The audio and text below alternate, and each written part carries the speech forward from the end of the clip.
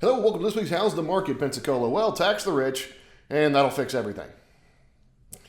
Listen, I'm not going to turn this into a political show. I have said that multiple times, but I am going to talk about a government show for just a second here on the beginning, because it keeps saying, I keep getting pushes that we just need to raise taxes, that's how we will fix things. And we can talk about the infrastructure from the federal government, we can talk about things at the state level.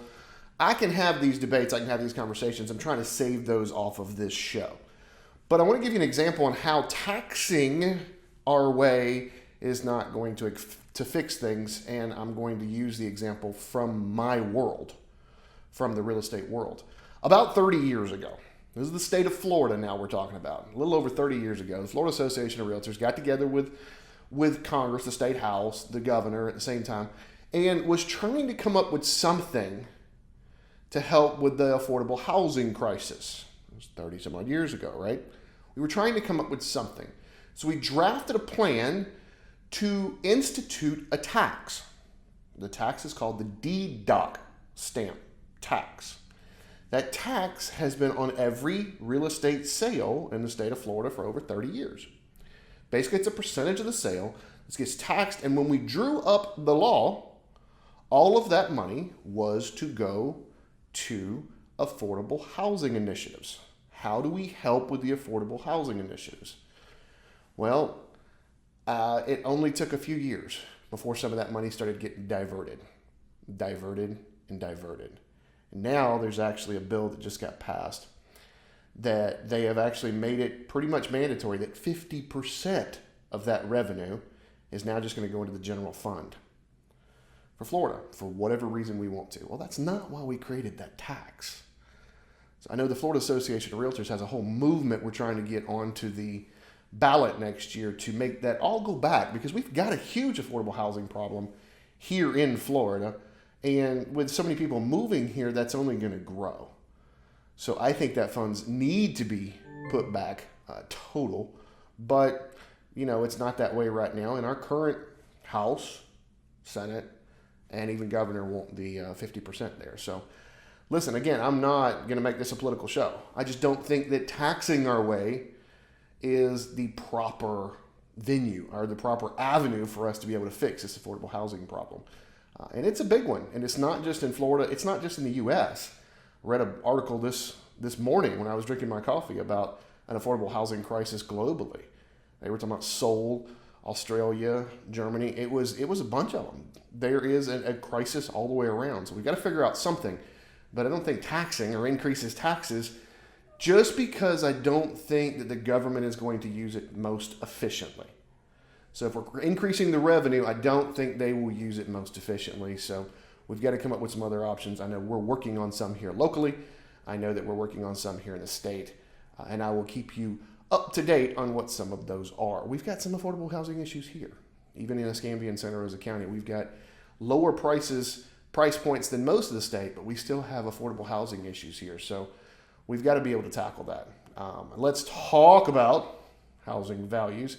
See that little switch right there? A little transition right there. Let's talk about them from the two counties here in just a second. But I am going to address one other thing, and that is I got a few questions going. Hey, Shane, what happened last week? 4 weeks ago, you didn't do a show because you had a bout with the Delta variant. What happened last week? You didn't do a show. No, I got invited by the president of RE/MAX over to Amelia Island over north of Jacksonville, along with about 40, 50 others of us that were kind of an invite-only event where they wanted to kind of talk through stuff around the country. So it worked out, so I was spending time with some RE/MAX folks around the country. Got a lot of answers about a lot of things, and I will be sharing those over the next couple of weeks. So that's why it didn't happen last week, but thanks for reaching out. It's kind of funny. It's weird. Sometimes I don't think people are watching this all that much, and then I get 15 emails going, where's the show? So thanks. Well, here's this week's show.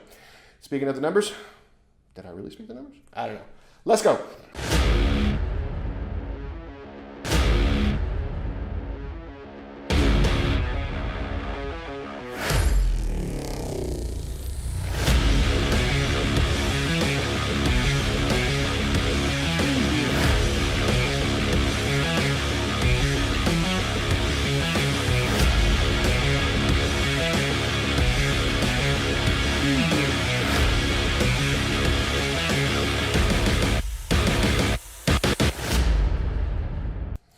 All right, if you've never seen the show, you don't know that I always start with this slide right here. It says if we have between 6 and 7 months worth of inventory, we have what's called a neutral market. Anything greater than 7 months is considered buyer's market. Anything less than 6 months considered a seller's market.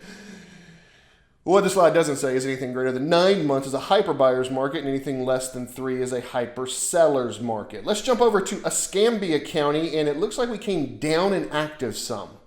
Not much. That was 580 a couple weeks ago. We come down in actives, but we are sitting months inventory about the same. So everything up to $550,000 is a hyper seller's market.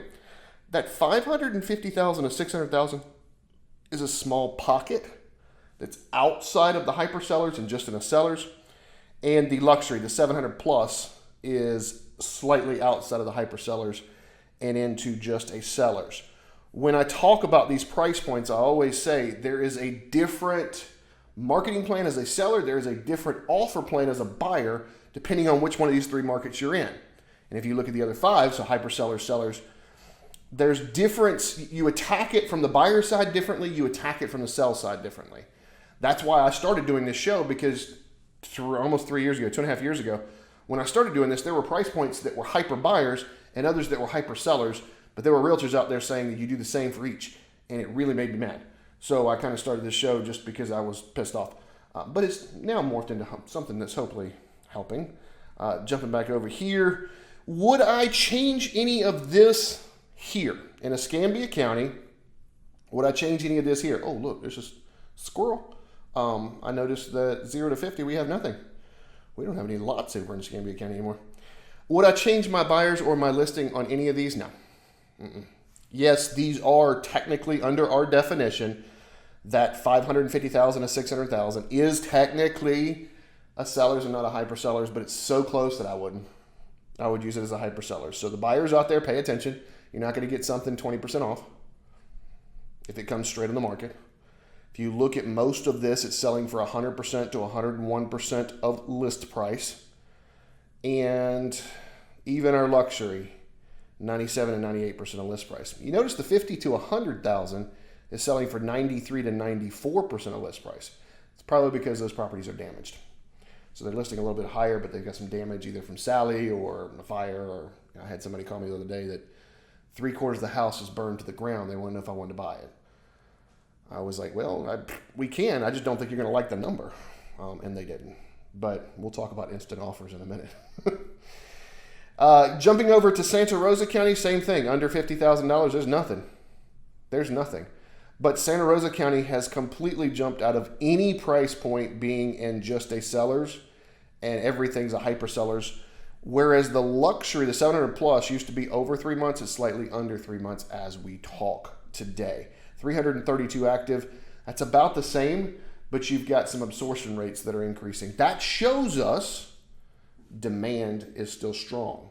So if I have the same number of listings every week, but my months of service have gone down, that's because they are getting gobbled up. So I may get 3 on, 2 get gobbled up like that. So I got 1 extra, so it'll show an extra active, but the demand is so quick that it's just being eaten up. And then look, 200,000 and 250,000 in Santa Rosa County is selling for 101 to 102%. So pay attention to this, buyers. And I want my buyers for a second. I want you to pay attention and understand. You know, I had some conversations with some VA buyers, some veterans, some fellow veterans about getting concessions for closing costs. You can. You just have to build it into your offer. There's a whole structure that you have to do that with. And I know that some people are saying, well, you don't want to overbid too much because it may come back down. I don't see prices coming down in our area anytime soon. And I mean like the next 5 years. Do I think that we're going to have the multiple appreciation numbers, like the double-digit appreciation numbers we had last year and possibly even this year? No, I don't. I think we're going to get back to single digits. I think we're going to get back to a normal appreciation market, which I would prefer. I would prefer to see 3, 4, 5% a year, just steady rocking instead of 12 or 15 in a year. That helps buyers out. That helps sellers out. It helps a bunch. But I know some military that I'm fixing to list a house for here this week or next week. Well, we were talking.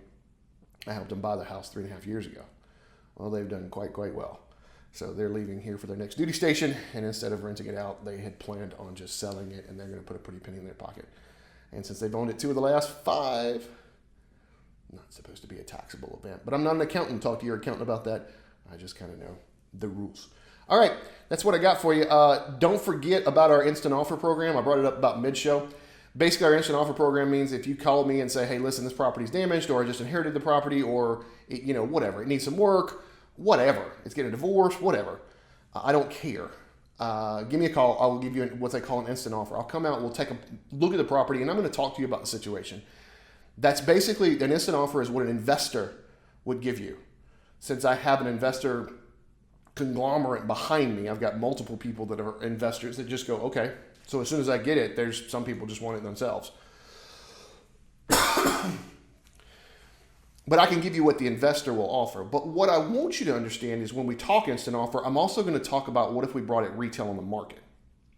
I've got 2 properties.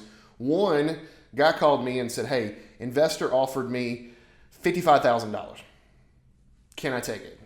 Do you think that's a good idea? He's been watching the show. Said, do I think I can take it? And I went over and said, listen, as an instant offer, I'll offer you 60. So I'll beat it and I'll offer you 60 because it was a great little rental. I was going to turn it into a rental.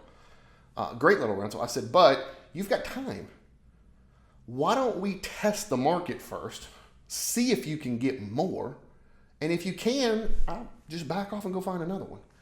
That's the difference between some of these investors out here that are going to come give you an instant offer and talking with me about it because I'm going to offer you both. So we literally talked about 60, and I can say all this because it's closed now. We talked about 60, but then we put it on the market. Well, he wound up closing for 80. So he got 80 on the market. Great. He was happy as all get out because he had the time. He didn't need to close right now. I'm closing another one next week, but they actually started foreclosure a year ago. And so now it's getting down to the deadline, and we either close or they go to court and lose in a foreclosure. So, well, that one we have to close. Those type situations we have to close. So I close as an instant offer. We close as an investor. That's what makes it so different, and I think it's been very successful. I got another one closing Thursday. She called me about an instant offer, and I was like, listen, I can't get you more than about 120 because this 3,800 square foot house needs everything. It's bones. It's got aluminum wiring. The roof needs to be redone. Windows are busted out. The air conditioning's gone. The kitchen needs to be done. Flooring needs to be done. Everything needs to be done. I can't give you more than about 120, but let's put it on the market and find out. Well, there's an investor that wants to use it as an Airbnb, has some cash that come out of California, and offered them $200,000 because we put it on the market. So when we have time, we're going to have that conversation. So when I say an instant offer, I say, listen, this is what you can get right now if we're going to close in 10 days. But if we have time, let's have this conversation. See if we can get this. If we can't, then you know you got the best deal possible. And you can sleep better. That's totally different than most of the investors around here because they want to offer you the instant offer only. They don't want to take the time to actually be one or the other. So take that with what it's worth. Give me a call. You got anybody interested in that, or you know anyone that may be just kind of kicking it around? Tell me, give me a shout. We'll just have a conversation. All right, that's it. That is it. This upcoming weekend, there's a pumpkin patch already. Can you believe it's October? I think one of the churches has actually got pumpkins out for sale already. So I guess here we are. I like fall. Anyways, thanks for watching. Have a great week. I'm a man on a mission. My mission is to help people break through all the noise out there and Don't need no permission. I want to help you get to actual truth. Don't you just want the truth?